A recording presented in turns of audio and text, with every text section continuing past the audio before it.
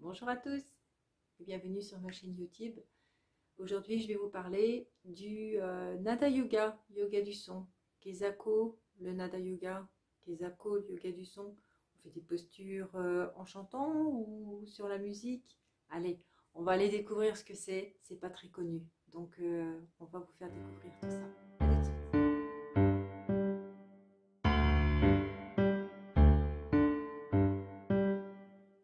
Alors, le yoga du son, qu'est-ce que c'est? Alors, en Inde, c'est appelé le Nada Yoga. Nada, c'est le son originel.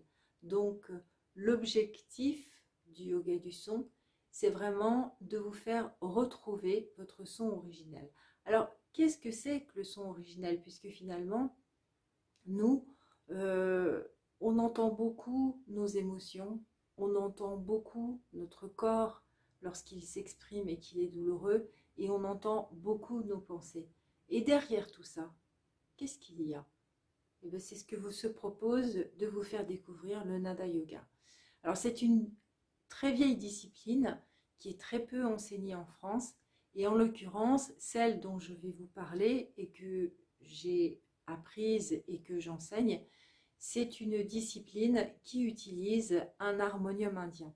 Alors, je vais vous mettre en lien et vous trouverez sur la chaîne YouTube une vidéo qui vous parle de l'harmonium indien. Comme ça vous permettra de découvrir aussi un instrument que l'on connaît assez peu aussi en France. C'est un instrument à clavier qui vient des instruments, des guinguettes qu'on avait, ces deux factures françaises en fait, et qui a été importé en Inde, exporté plutôt en Inde, et qui a été mis à la culture indienne, c'est-à-dire le clavier est plus petit et il est posé sur le sol avec le soufflet derrière. Donc voilà, je vous laisserai découvrir la vidéo. En attendant, le Nayada Yoga, pour vous expliquer ce que c'est, il va jouer sur le fait que chaque note de musique va vibrer dans notre corps à une fréquence particulière et donc à une émotion particulière. Et quand on joue sur ce qu'on appelle les harmoniques, qui finalement créent des mélodies, alors pour les Indiens, on les appelle les ragas, c'est-à-dire qu'on associe plusieurs notes, on va créer une saveur émotionnelle particulière. Et l'objectif en fait du Nada Yoga, c'est d'aller chercher toutes ces émotions que l'on a qui sont enfouies en nous et qui finissent par s'exprimer d'une manière ou d'une autre. C'est-à-dire qu'à un moment, lorsque la cocotte est pleine, eh bien, le corps peut-être somatise, donc on peut avoir des douleurs parce qu'on a été mis dans des émotions particulières, ou alors on somatise d'un point de vue émotionnel, on fait une dépression, on ne dort pas, etc. Ou alors, psychologiquement, donc sur le plan mental, on va ruminer tout un tas de choses qui vont pas nous rendre la vie forcément très simple. Donc, le Nada Yoga se propose de réharmoniser tout ça et de faire en sorte de montrer le chemin aux émotions pour se libérer en les harmonisant les unes les autres. Vous voyez, quand on fait, si par exemple je joue une seule note, vous allez avoir, voilà, une seule note. Donc ça ne veut pas dire grand-chose, c'est une note. Alors une note qui nous parle, une note qui ne nous parle pas, qui nous plaît pas, enfin bref. Si par exemple je commence à jouer un accord et que je mets trois notes, là on va avoir quelque chose qui est déjà un peu plus parlant. Alors on peut avoir des accords dissonants et puis on a des accords qui sont très harmonieux. Donc pour nos émotions c'est pareil. Si on a plusieurs émotions qui se confrontent, elles peuvent créer un accord dissonant. Par contre, si je joue un accord harmonieux, eh bien mes émotions là qui sont en moi, qui sont dissonantes, vont se réharmoniser.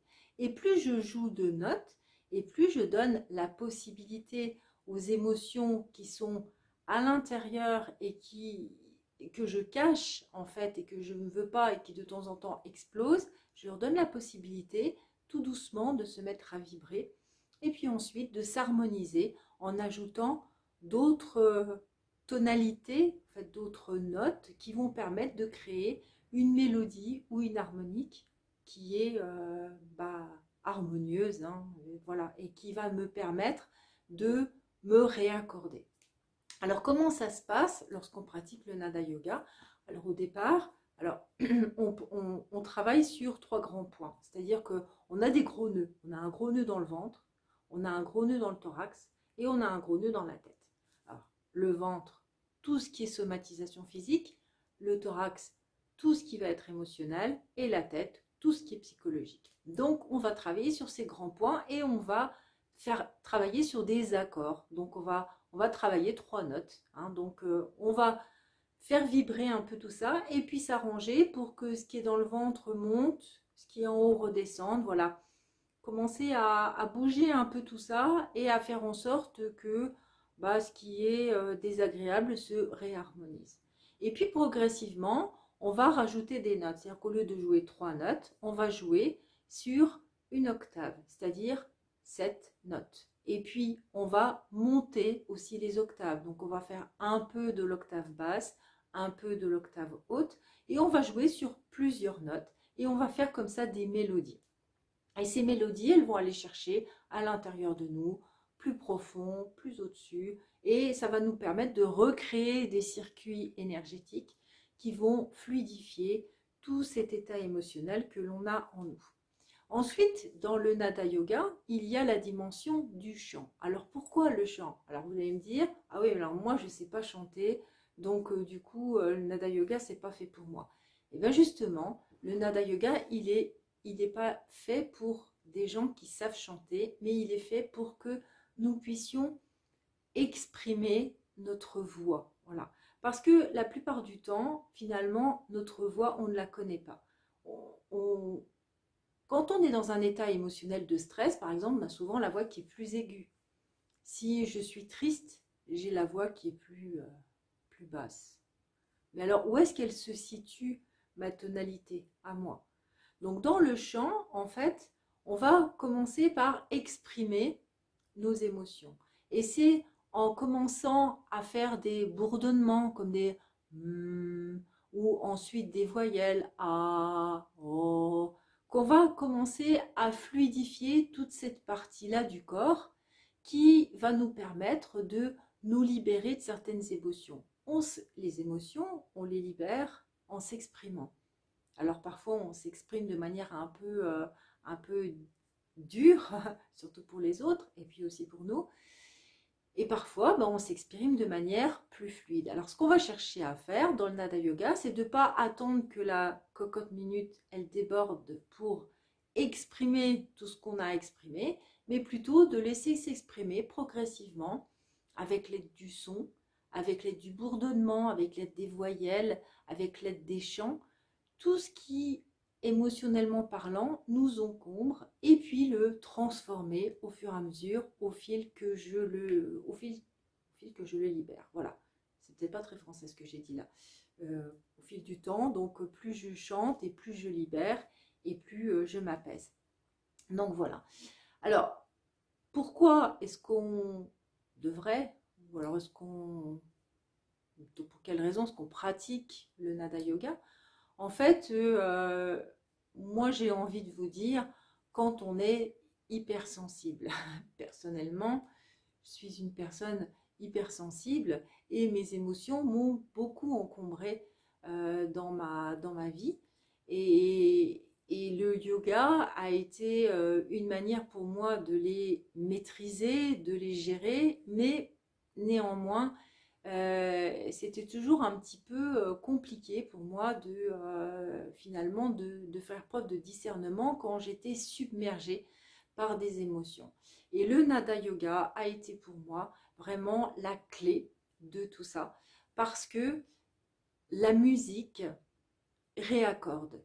Et à partir du moment où ça se passe vraiment comme ça, j'ai envie de dire, à partir du moment où moi je pratique, et bien comme ça, mes émotions se rééquilibrent. D'ailleurs, ça vous arrive à vous aussi, parce que il suffit que vous soyez, par exemple, dans un état d'être, vous vous levez le matin, par exemple, et vous êtes déprimé. Voilà. Donc, déprimé, vous n'avez pas le moral, il n'y a rien qui va. Toute la journée, elle se déroule comme ça, et puis vous n'y arrivez pas, quoi. Ça nous est arrivé à tous. Et puis, on rencontre une personne qui nous dit 2 mots. Et comme ça, clac, l'état émotionnel change. Et ça arrive. Et dans le Nada Yoga, on a là un outil. On n'attend pas que de croiser la personne dont on voudrait qu'elle croise notre chemin. On peut le faire avec ça. Et du coup, rien que ça nous aide déjà à nous rendre compte qu'une émotion, finalement, c'est que une émotion. Et à trouver, à avoir l'outil justement pour changer tout ça. Alors vous allez me dire, bah oui, mais moi je joue pas d'harmoniomadien, donc comment je fais?